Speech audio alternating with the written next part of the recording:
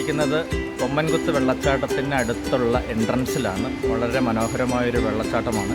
7 കുത്തുള്ള ഒരു വെള്ളച്ചാട്ടമാണ് ഇത്. വണ്ണപ്പുറത്തിനടുത്താണ് ഈ വെള്ളച്ചാട്ടം. മെയിൻ എൻട്രൻസിൽ നിന്നും ഈ കാണുന്ന ഇടവഴിയിലൂടെ മുകളിലോട്ട് നടന്നാൽ നമ്മൾക്ക് വലിയ വെള്ളച്ചാട്ടത്തിലേക്ക് എത്തിച്ചേരാം. പോകുന്ന വഴിക്ക് തന്നെ നമ്മൾക്ക് ഈ കാട്ടാറിൻ്റെ സൗന്ദര്യം മുഴുവൻ ആസ്വദിച്ചുകൊണ്ട് മുകളിലേക്ക് യാത്ര ചെയ്യാം. വലിയ മരങ്ങളും അതുപോലെ വള്ളിപ്പടർപ്പുകളും നുരഞ്ഞൊഴുകുന്ന കൊച്ചു കൊച്ചു വെള്ളച്ചാട്ടങ്ങളും എല്ലാം നമ്മൾക്ക് പോകുന്ന വഴിക്ക് കാണാം. വളരെ ആസ്വാദ്യകരമായൊരു യാത്രയാണ് മെയിൻ വെള്ളച്ചാട്ടത്തിലേക്കുള്ളത്. സേഫ്റ്റി ഇഷ്യൂ ഉള്ളതുകൊണ്ട് അരുവിയിലേക്ക് ഇറങ്ങാൻ ആരെയും അനുവദിക്കുന്നതല്ല. എല്ലാം മുള്ളുവേലി വച്ച് കെട്ടി തിരിച്ചിട്ടുണ്ട്.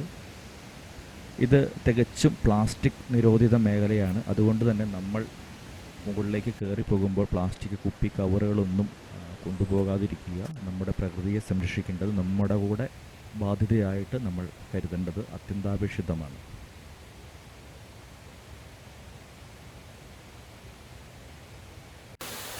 കയറി പോകുമ്പോൾ തന്നെ ഇടതുവശത്ത് കാണുന്ന വളരെ മനോഹരമായൊരു ചെറിയ നീർച്ചാലാണ്. അത് കഴിയുമ്പോൾ തന്നെ നമുക്കൊരു വലിയൊരു മരം മുത്തച്ഛനെ തന്നെ നമുക്ക് കാണാം. വളരെ ഒരു വലിയ മരമാണ്. എന്ത് മരമാണെന്ന് പേരറിയില്ല, പക്ഷേ വളരെ വലുതാണ്. അതിൻ്റെ വേരുകൾ തന്നെ വളരെ വ്യാപിച്ച് കിടപ്പുണ്ട്. നമ്മൾക്കൊക്കെ അവിടെ ഇരുന്ന് ഒന്ന് റിലാക്സ് ചെയ്ത് ഒന്ന് മനസ്സും ശരീരമൊക്കെ ഒന്ന് തണുപ്പിച്ചിട്ട് തന്നെ മുകളിലേക്ക് നടന്നു പോകാം.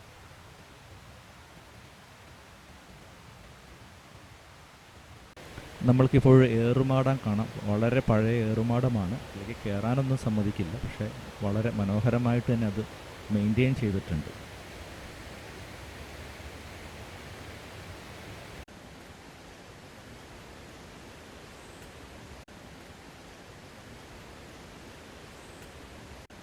ഏറുമാടത്തിൻ്റെ ഒരു വളരെ ക്ലോസ് ആയിട്ടുള്ളൊരു വ്യൂ ആണ്. നമ്മൾ അങ്ങനെ വലിയ വെള്ളച്ചാട്ടത്തിൻ്റെ അടുത്തേക്ക് എത്തിച്ചേർന്നിരിക്കുകയാണ്. 7 കുത്തായിട്ടാണ് വെള്ളം ചാടുന്നത്. വളരെ മനോഹരമായൊരു വെള്ളച്ചാട്ടമാണ്. പ്രകൃതി ആവോളം സൗന്ദര്യം കനിഞ്ഞ് അനുഗ്രഹിച്ചിട്ടുള്ളൊരു സ്ഥലമാണ് തൊമ്മൻകുത്ത്. അതുപോലെ തന്നെ അപകടങ്ങൾ ഏറ്റവും കൂടുതൽ നടക്കുന്ന ഒരു മേഖല കൂടിയാണ് ഈ വെള്ളച്ചാട്ടം. അതുകൊണ്ട് തന്നെയാണ് ഗവൺമെൻറ് ഇവിടെ അരുവിയിലേക്കുള്ള പ്രവേശനം നിഷേധിച്ചിരിക്കുന്നത്. നമ്മൾക്ക് കാണാം, വളരെ പതഞ്ഞൊഴുകുന്ന വെള്ളം കാണാൻ പറ്റും ഇവിടെ.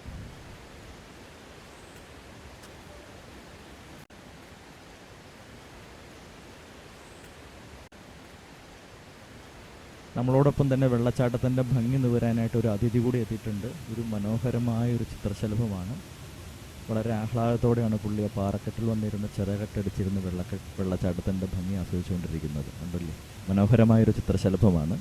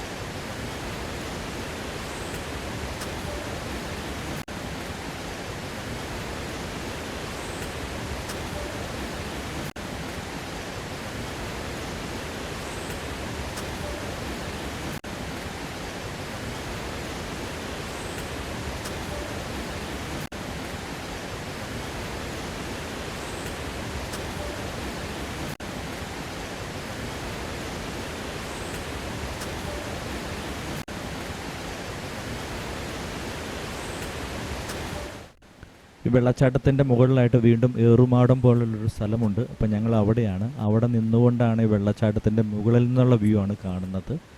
വളരെ ഗംഭീരമായൊരു വ്യൂ ആണ്. ഇവിടെ നിന്നുകൊണ്ട് നമുക്ക് ഫോട്ടോസും വീഡിയോസും ഒക്കെ എടുക്കാം.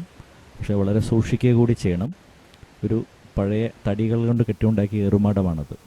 ഇവിടെ നിന്നാൽ ഈ വെള്ളച്ചാട്ടത്തിൻ്റെ ടോപ്പിൽ നിന്ന് ഉള്ള എല്ലാ വ്യൂസും വളരെ ക്ലിയറായിട്ട് കാണാവുന്നതാണ്.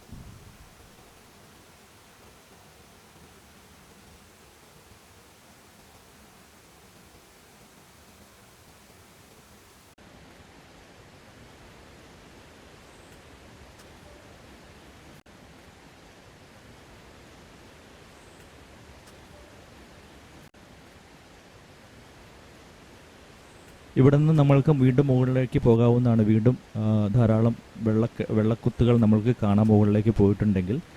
പക്ഷെ മഴയുടെ ഒരു ലക്ഷണം കാണുന്നുണ്ട്. അതുകൊണ്ട് ഞങ്ങൾ നേരെ താഴേക്ക് വീണ്ടും ഇറങ്ങുകയാണ്. ശരിക്കും ഈ കാടിൻ്റെയും കാട്ടാറിൻ്റെയും സൗന്ദര്യം നുകരണമെങ്കിൽ നമ്മൾക്ക് ഒരു ദിവസം തന്നെ മുഴുവൻ വേണം. രാവിലെ വന്നാൽ നമ്മൾക്ക് ഇത് മൊത്തം നടന്ന് ശരിക്കും കാണാനുണ്ട്. കുറച്ച് മുകളിലേക്ക് നടക്കാനുണ്ട്. ഞങ്ങൾക്ക് ഉദ്ദേശം ഒരു 3-3.5 മണിക്കൂറാണ് ഇവിടെ സ്പെൻഡ് ചെയ്യാൻ പറ്റുള്ളൂ. കാരണം മഴയുടെ ലക്ഷണമുള്ള കാരണം ഞങ്ങൾ താഴേക്ക് പെട്ടെന്ന് ഇറങ്ങി. എങ്കിലും വളരെ വളരെ നയനാനന്ദകരമായ കാഴ്ചകൾ ഞങ്ങൾക്ക് കാണാൻ കഴിഞ്ഞു. പ്രകൃതി കനിഞ്ഞ് അനുഗ്രഹിച്ചിരിക്കുന്ന ഒരു സ്ഥലമാണ്. നിങ്ങളും സമയം കിട്ടുമ്പോൾ ഫാമിലി സഹിതം വന്ന് ഈ സ്ഥലം ഒന്ന് കാണണം.